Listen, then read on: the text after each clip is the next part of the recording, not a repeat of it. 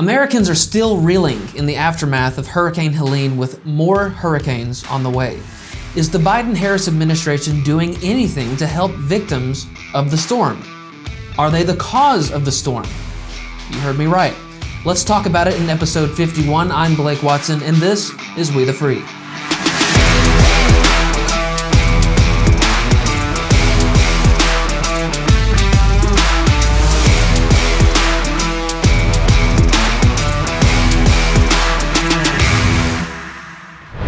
One of the best ways you can help our show, other than by sharing today's episode, is by picking up some We the Free merch at wethefreeshow.com.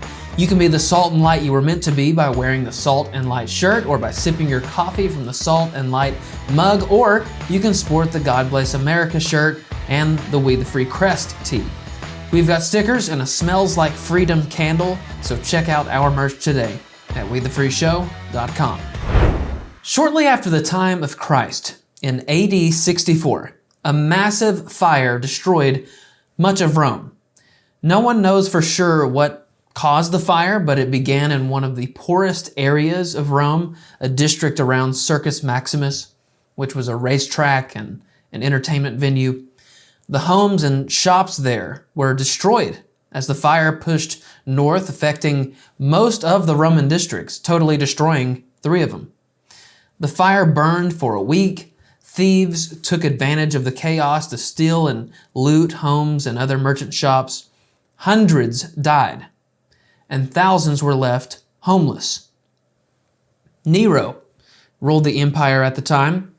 He had inherited the most powerful seat in the world at the young age of 16 after his great uncle, Emperor Claudius, died in AD 54.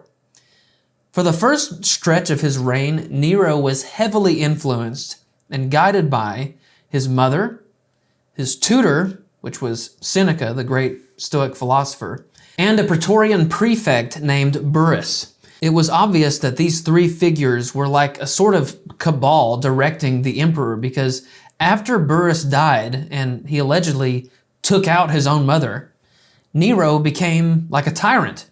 He became hedonistic and indulgently artistic, characteristics which were completely uncommon for an emperor, let alone a Roman official. He loved music and theater and would even perform as a musician and actor himself. He spent money on lavish banquets, games, and performances. He neglected the responsibilities of the state to indulge himself. In the aftermath of the Great Roman fire, Romans speculated, and the fledgling Christian church was blamed. Regardless of Nero's blaming of the Christians, rumors circulated that Nero had either ordered the fire or that he had set the fire himself to make way for his golden palace. The Roman senator and historian Tacitus wrote the following: "But all human efforts, all the lavish gifts of the emperor, and the propitiation of the gods did not banish the sinister belief that the conflagration was the result of an order. Consequently, to get rid of the report, Nero fastened the guilt and inflicted the most exquisite tortures on a class hated for their abominations, called Christians by the populace." Another Roman official and historian, Suetonius, recorded this: "Punishments were also inflicted on the Christians, a sect professing a new and mischievous religious belief. As for the fire at Rome, some houses belonging to the generals escaped the flames by being pulled down, although some historians have attributed this to Nero's orders." The 2 historians also detailed Nero's actions in the midst of the destruction and tragedy. Tacitus said, "At the very time that Rome was in flames, he mounted his private stage and, comparing present misfortunes with the calamities of antiquity, sang the destruction of Troy." Suetonius said in similar detail, he watched the conflagration from the tower of Maecenas, enraptured by what he called the beauty of the flames, and dressed in his stage costume, he sang the Sack of Ilium, as he had often done in public performances. In other words, Nero was both indifferent and celebratory as the city burned. After blaming the Christians for the destruction, the persecution of the church began, marking the first occasion of state-sponsored terror and violence against the body of Christ. This is in part why Peter was crucified and the reason for which Paul was beheaded. Nero was cruel, ruthless, erratic, and self-indulgent. Toward the end of his reign, driven by paranoia, Nero executed high-ranking officials and even his own former tutor, the philosopher Seneca. His lavish reign created financial burdens on the Roman economy, and his neglect of his duties militarily and administratively created tension and disdain. A rebellion eventually forced Nero out, and just 4 years after this great fire, he would take his own life. When the Apostle Paul wrote in Romans chapter 13 that Christians are to be subject to the governing authority, he was talking about Nero. When Paul told Timothy that he was being poured out as a drink offering and that he was about to die, it was at the persecution of Nero's authority. When Peter encouraged believers, saying, "Rejoice inasmuch as you participate in the sufferings of Christ," the context was Nero's persecution of the church. Christians were tortured and fed to wild animals and crucified and thrown into the gladiators' arena or lit on fire to serve as human torches to light Nero's gardens at night. We don't know for certain whether or not Nero ordered the fire or lit the fire himself, but we know for certain he used the fire to further his political agenda. Out of the destruction, he built for himself the Domus Aurea and scapegoated the fire on the rising threat to his tyrannical rule, the church. In fact, it's my belief that this is why he danced and played the lyre and sang a song amidst the inferno. Over the years, this is where the phrase was born, Nero fiddled while Rome burned. No, the fiddle didn't exist back then, but the phrase perfectly describes the sadistic, barbarous, perverse, and wicked behavior of a world leader. He didn't care about the death and destruction. He celebrated it in vulgarity. My point is that his villainous glee was due to the political opportunity the destruction represented almost 2,000 years ago. To quote another Roman philosopher, Cicero, he once said, "History is the teacher of life." Mark Twain is attributed saying, "History doesn't repeat itself, but it often rhymes." And there's many quotes like these which illustrate that history, and I would add failure, are the greatest teachers. My own way of expressing this would be to say that in order to understand the present, we must study the past. That's obvious for us that are Christian because we look to an ancient book for daily navigation. But what about the events of this week can be understood by the story of the infamous Nero? What were Kamala Harris and Joe Biden doing as disaster struck the southeastern United States? What were they doing then? And what are they doing about it now? We talked about Helene last week. This was the strongest ever hurricane to hit the Big Bend region of Florida. It's the deadliest mainland hurricane since Katrina. After devolving into a tropical cyclone, Helene dumped 40 trillion gallons of rain on Florida and Georgia, South Carolina, Tennessee, North Carolina, Virginia, and more, causing almost biblical levels of flooding, which took the lives of hundreds, displaced thousands. Hundreds are still missing. Whole towns have been destroyed and thousands of homes are completely lost. Many areas are still without power and communication 2 weeks later. Just keep that in mind. And last week, we spent much of our time talking about the financial mismanagement and the domestic negligence and the ideological injustice of our own federal government in this event.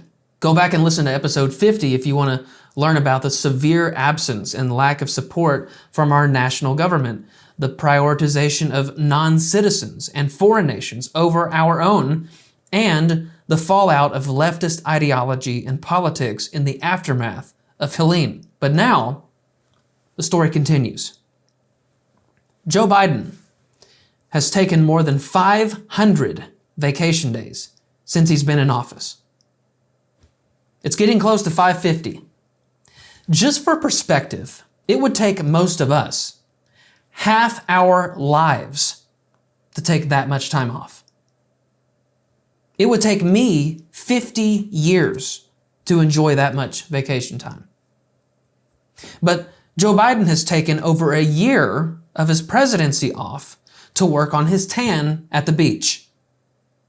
Now, when the news of Helene's devastation broke, did Biden remove his wrinkly toes from the sands of Rehoboth Beach? Well, you would think so, but he simply made some phone calls. When he was asked about his absence, he snapped at the reporter saying, "I was commanding it. I was on the phone for at least 2 hours yesterday, and the day before as well. It's called a telephone." That's what he said the Monday after. And how about our vice president? Well, Kamala Harris was campaigning on the West Coast. When Helene made landfall, Harris was in Arizona taking photos in front of the border wall, which she used to condemn, but magically supports now that it's hurting her chances. The next day, she hosted a fundraiser in San Francisco at the Palace of the Arts, where, according to the Daily Signal, she raised more than $20 million, and then at another fundraiser in Los Angeles, she hauled in another $28 million. And we're talking about a lavish dinner with some of her donors paying close to $1 million to be in attendance. The next day, she was in Nevada holding a rally. But on her way there, Harris posted this obviously staged photo from the plane. She claims to be on the phone with the FEMA director and also the North Carolina governor, but her old wired headphones are not plugged into her phone, and she's busily writing nothing on a blank sheet of paper. The next day, the Vice President of the United States finally made an official statement or held a press conference. So it took nearly 4 days for her to say anything in front of cameras about a weather event as destructive as Hurricane Katrina. 2 more days later, she visited Augusta, Georgia. And then she was back on the campaign trail the next day, stumping with Rhino Liz Cheney in Wisconsin.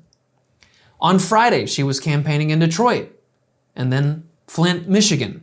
The next day, a week since the devastation, she called the liberal mayor of Asheville and finally made it to North Carolina.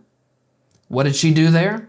She talked to families and posed for political photo ops. Then it was back to campaigning for the Vice President of the United States. She's doing a media blitz this week, which began with Miss Harris on the Call Her Daddy podcast, a very popular podcast which is mostly about sex and modern feminism. The next day, she was on CBS's 60 Minutes in a heavily edited interview, which, when compared to the additional content posted separately from the televised interview, was done to make her sound less like an imbecile. The next day on The View, she said the following, and I apologize in advance for subjecting you to this.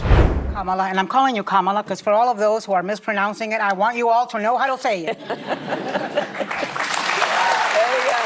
But let's talk about something you would do different from Donald Trump. right now there is a monster storm barreling towards my state of Florida, a place that's still reeling from Hurricane Helene. Trump is lying, claiming that the Biden administration is intentionally withholding aid from the areas where Republicans live and that FEMA funds are being redirected to migrants. Ironically, that is something he did in 2019. What do you think the effect of these lies are, and why is he doing this? Well, it's profound, and it is the height of irresponsibility and, frankly, callousness. So lives are literally at stake right now. I traveled to Georgia and to North Carolina after Hurricane Helene. In Georgia, I met a woman who, just days earlier, her husband was killed in their home by a fallen tree. Yeah. Days later, I met with her and her daughter. You can imagine the pain, the shock that they are still in about what they experienced, what they witnessed.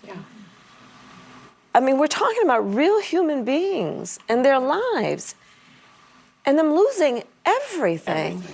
Everything. This woman lost her husband, her child lost her father. People are losing their home with no hope of ever being able to reconstruct or return.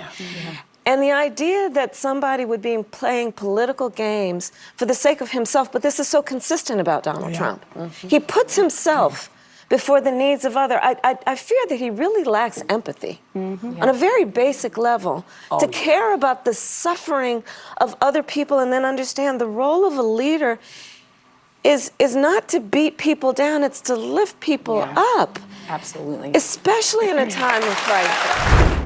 The vice president doesn't quite answer the question. She can't answer the question because it will expose her own hypocrisy.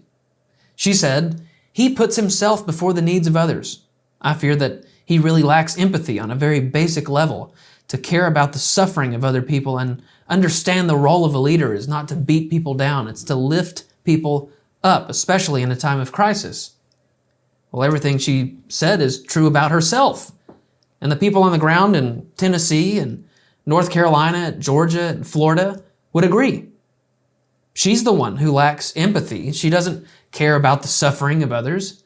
She's not lifting people up in this time of crisis. Anna Navarro said, Trump is lying, claiming that the Biden administration is intentionally withholding aid from the areas where Republicans live and that FEMA funds are being redirected to migrants. Ironically, that's something that he did in 2019. So there's two claims here about the former president. First, that the Biden-Harris administration is withholding aid. Okay, people on the ground in Georgia and Tennessee and North Carolina and Florida, sound off in the comments. What has the federal government done, if anything, in your area? I can tell you this, from scouring the internet and news feeds, the feds are not helping. They're actually hurting relief efforts. They're doing the opposite. I've been on a church staff in Tennessee for 10 years. We just delivered a whole tractor trailer full of supplies to Chuckey, Tennessee. A lot of churches are doing the same things, and churches are getting lots of donations. And do you know why? Because helpful Americans and benevolent businesses ran into the never-ending red tape of the federal government in trying to help these people. But thanks to the First Amendment, churches can't be stopped in this effort to help. I'll give you one story though. Last Friday, Elon Musk posted the following text message that he got on his X account. The text message was concerning FEMA and the FAA preventing relief and rescue efforts in North Carolina. They said they are now about to shut down the airspace to regulate the private choppers we are riding in to deliver Starlink and supplies. We're pushing back with Trump team as well to help us, but not looking good. We need to get word out about FEMA. We spoke with Ivanka Trump and handed out Starlinks with her yesterday, but FEMA then showed up and started blocking us. The largest concern for us here is the FAA throttling flights for our choppers where they're requiring to-from information and mission now to deliver a discrete code. Doing this takes a long time and is very cumbersome to the ops. This is the largest concern and most help we could use. In other words, FEMA and the FAA, two agencies within the Biden-Harris administration, were preventing aid. So Elon posted this, and Secretary Buttigieg, being responsible for the FAA, replied, "No one is shutting down the airspace." Like, it's not happening. And the FAA doesn't block legitimate rescue and recovery flights. If you're encountering a problem, give me a call. Elon responds, "Are you saying this man and hundreds of others are all lying? There are hundreds of reports of FEMA, FAA blocking flights. This literally just happened. Please DM me the number to call." Well, 20 minutes went by and Elon said, "Still waiting. The helicopter is trying to land to deliver critical supplies. What's the number to call?"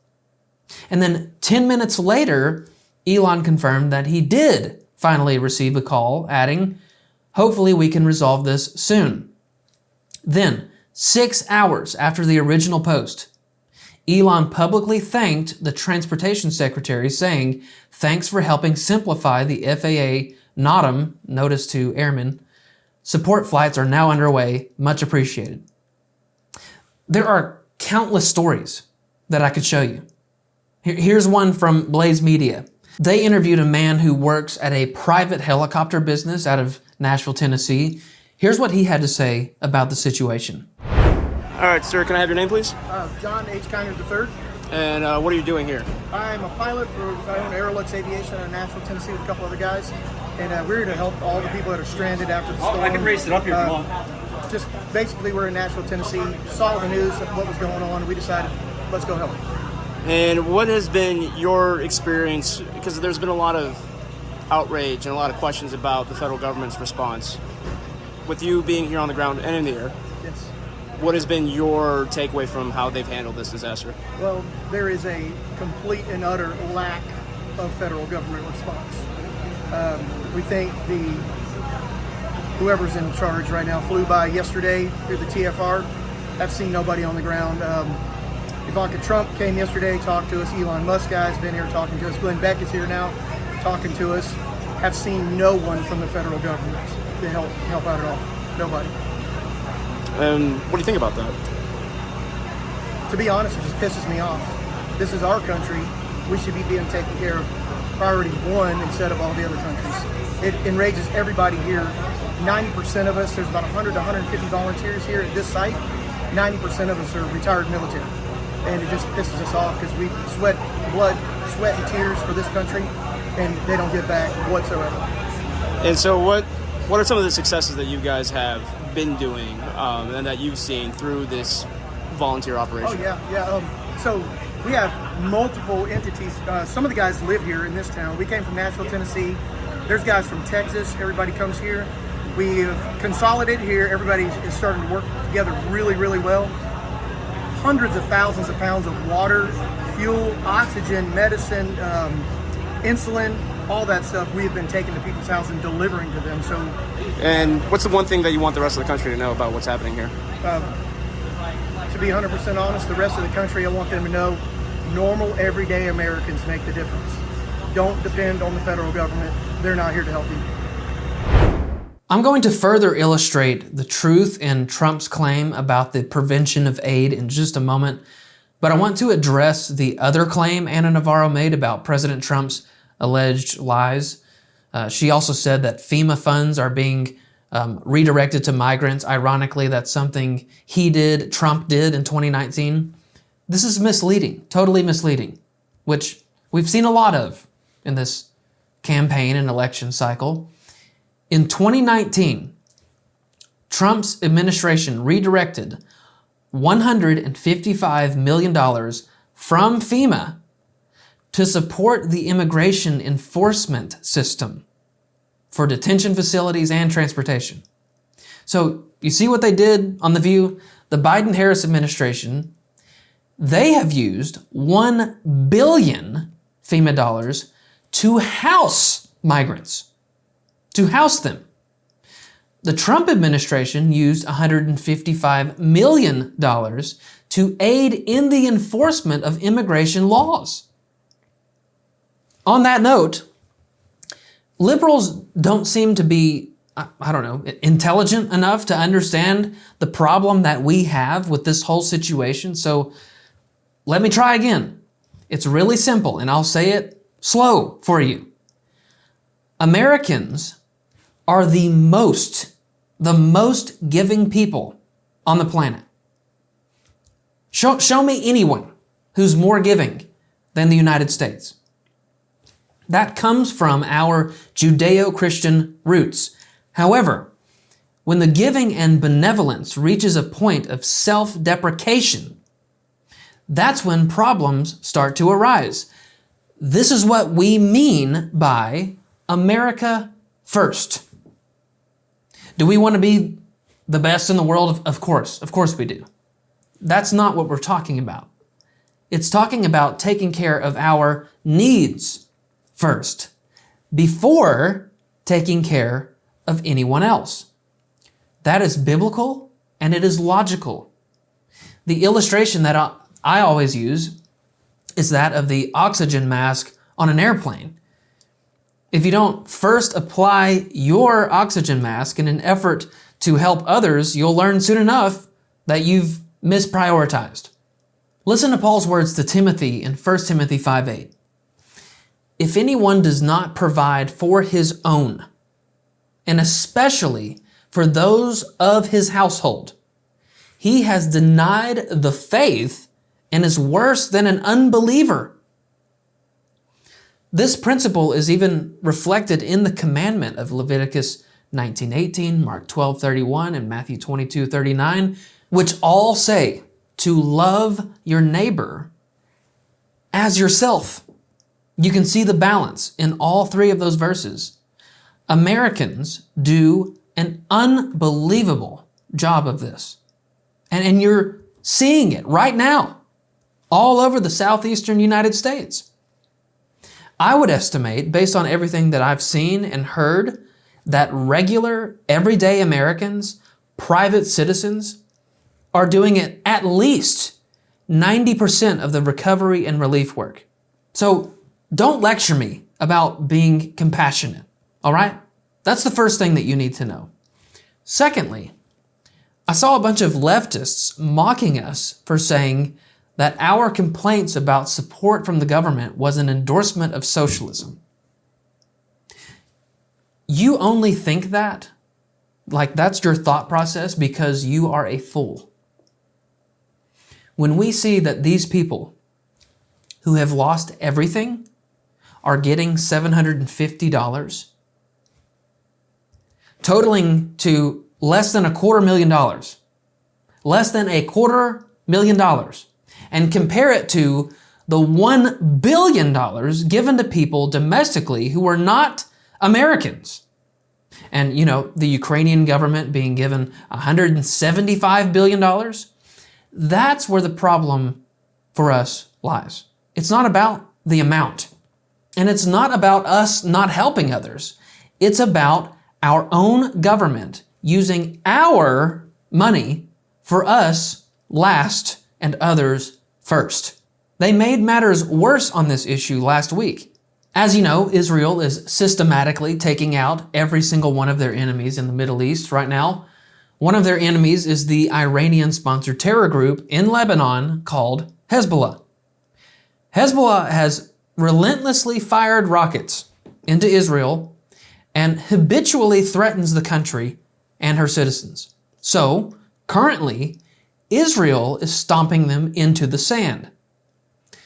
But you see, the anti-Semites, the Jew haters, and the self-hating Jews at the highest levels of our government don't like what Israel's doing. So, in the spirit of Obama, we're apologizing to Lebanon with a small gift of $157 million. Anthony Blinken posted the following: the U.S. is at the forefront of humanitarian response to the growing crisis in Lebanon, announcing nearly $157 million in assistance today. We are committed to supporting those in need and delivering essential aid to displaced civilians, refugees, and the communities hosting them.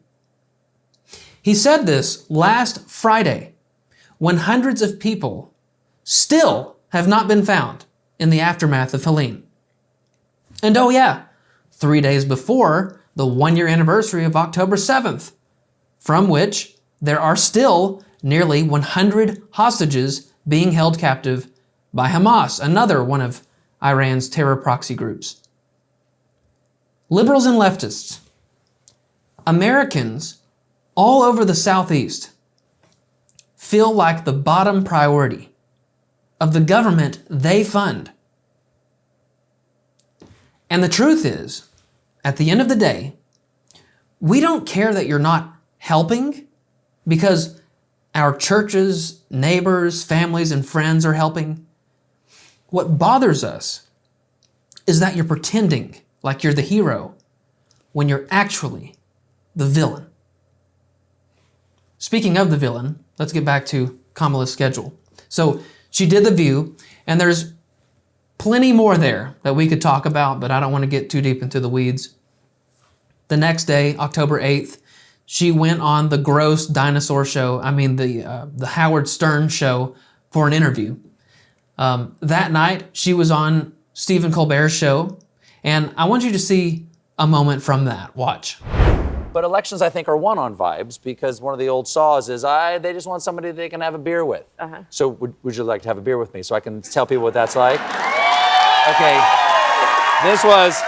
Now, we asked ahead of time because I can't just be giving a drink to the Vice President of the United States without asking. You asked for Miller High Life. You asked for Miller High Life. I'm just curious.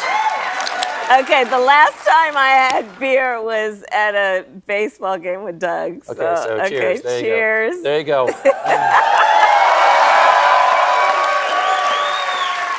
Ooh. That tastes like the beautiful city of Milwaukee, Wisconsin. The champagne and beers. There you go. Nero fiddled while Rome burned. Kamala Harris fiddled as America drowned.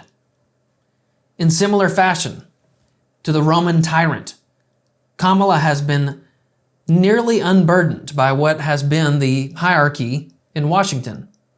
Like Nero, she's throwing lavish parties to support her political efforts, and she's wasting the finances of her country and neglecting the foremost responsibilities of the state.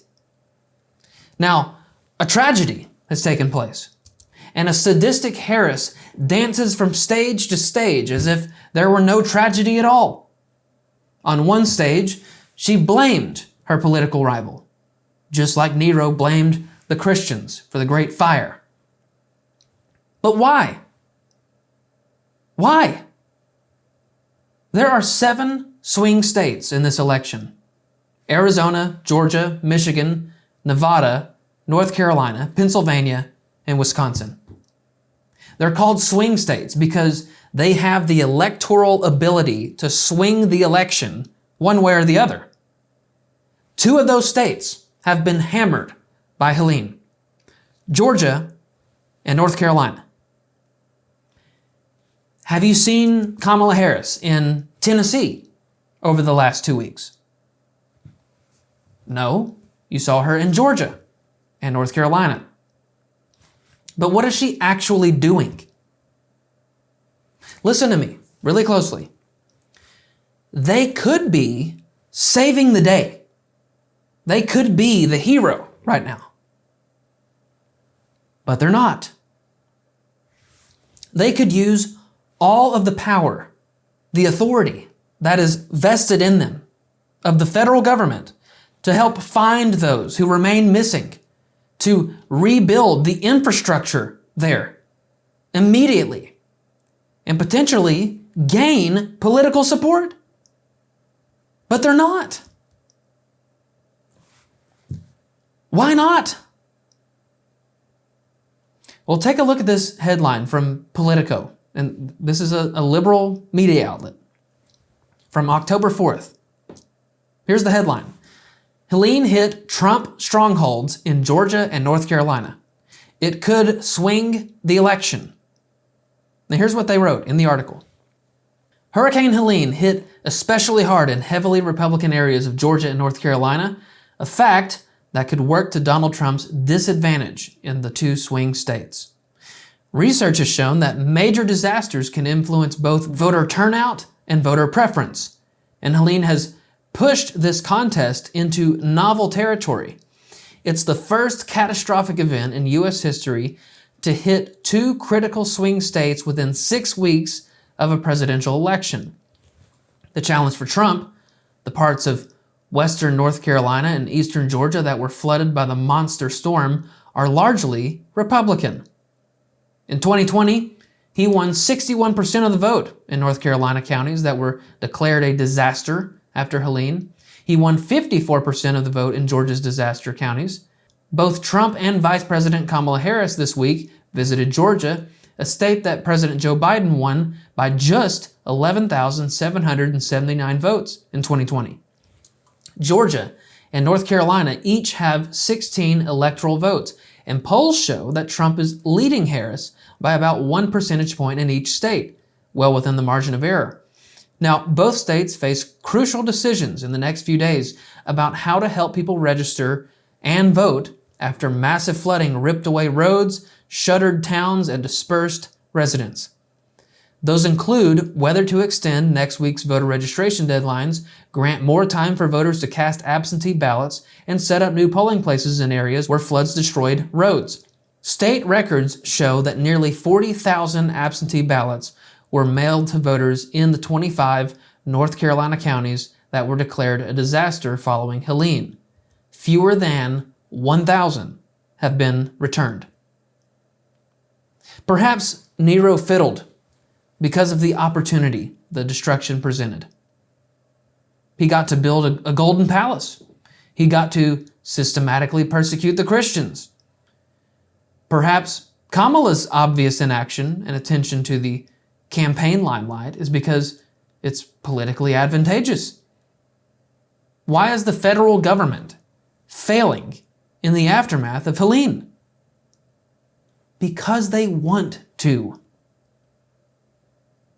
You've heard me say this before, but President Obama's chief of staff, Rahm Emanuel, famously said the words, "Never let a crisis go to waste." And he was saying that in the context of the 2008 financial crisis. Never let a crisis go to waste. Now, I was asked about this, so I'm going to speak to it. What are we to make of all this conspiracy theory that the federal government has somehow weaponized the weather against us? Well, first, let me say that theories about conspiracy are not inherently false. The way the left uses the terminology, a moderate person might assume that the words conspiracy theory is like slang for fiction or delusion. A conspiracy theory is exactly what the words suggest: the theoretical explanation of something that involves one entity against another. Something happens to person B suspects person A did it. In most cases, sadly, an American conspiracy theory involves the people suspecting their own government conspiring against them. We've heard many of these in the last 4 years, and a lot of them actually turned out to be true. Remember the lab leak theory? Well, that turned out to be true. Remember the Hunter Biden laptop story? That turned out to be true. Remember Edward Snowden? He proved the conspiracy theory that there is widespread digital surveillance. While there have been a number of proven conspiracy theories, a great number of them remain in speculation and theory. Theories like the moon landing, Area 51 and aliens, the Illuminati, 9/11, JFK's assassination, chemtrails, and there's more. But there's one that's gotten a lot of attention and traffic this week, and that is HAARP, or the High Frequency Active Auroral Research Program, HAARP. HAARP. It's the subject of conspiracy theories at this moment because the theories hold that they, this organization, are responsible for triggering earthquakes and manipulating winds and weather to the point of hurricanes and tornadoes. But let's start with some facts. HAARP was founded in 1993 by the U.S. Air Force, the U.S. Navy, and DARPA, which is R&D for the DoD, lots of initials. The purpose in creating HAARP was to study the ionosphere to enhance communication for the U.S. military. We have the troposphere, that's the lowest level that's where hurricanes are, and airplanes, that's where they fly. The stratosphere, the mesosphere, the thermosphere, and the exosphere. The ionosphere overlaps with the mesosphere, that's the third highest layer, and most of the thermosphere. The ionosphere is called that because, guess what? It's like a giant bubble of ions and free electrons as a consequence of radiation from the sun. Studying the ionosphere for the last century by the likes of Heinrich Hertz led to the understanding of long-distance radio wave transmissions and, the northern lights. Yeah, that comes from the ionosphere. HAARP was created by our military and defense department to establish better communication methods. Guess where all of our satellites float? That's right, in the ionosphere. If you're my age, you know how much GPS technology and navigation has improved in the last 30 years. Well, we have HAARP in part to thank for that. In 2014, HAARP's operations were transferred from the U.S. government to the University of Alaska Fairbanks, which now operates the facility for scientific research.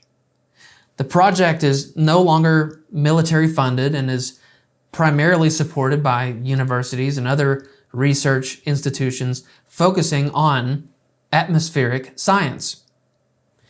Before HAARP's existence, the U.S. government funded a 20-year experiment, 20 years, called Project Storm Fury, which sought to weaken hurricanes by seeding clouds with silver iodide.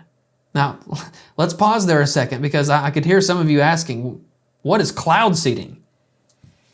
Substances like silver iodide or sodium chloride, salt, are introduced in the clouds or the atmosphere through planes or ground-based systems to enhance rainfall or to mitigate storms. It's been utilized all over the world to help with agriculture and water management. It was used by China in the Beijing Olympics in 2008 to prevent rain at the Olympics. It was used by the USSR to keep radioactive fallout away from Moscow after Chernobyl. It was used in the US's Operation Popeye during the Vietnam War. All of this is proven fact, but that's cloud seeding. Project Storm Fury sought to weaken hurricanes by cloud seeding. They were trying to disrupt the structure of hurricanes and reduce their intensity. But ultimately, they failed and they were defunded. That's why it doesn't exist anymore. Scientists have been experimenting for years with trillion-watt lasers for potential weather modification and specifically cloud formation, but that's still experimental. There's a certain time of the year in the United States from June to November where 4 atmospheric and oceanic conditions converge to create what is referred to as hurricane season. First of all, there's warm ocean water and surface temperature. Second, there's lots of humidity. Third, there's steady wind in speed and in direction. And then fourth, the Earth's rotation, the Coriolis effect, These four things come together and arise this time of the year in the Atlantic Ocean and the Gulf of Mexico to create for the southern and eastern United States a season of hurricanes. Now listen to me very closely. Cloud seeding could never create a hurricane. Never.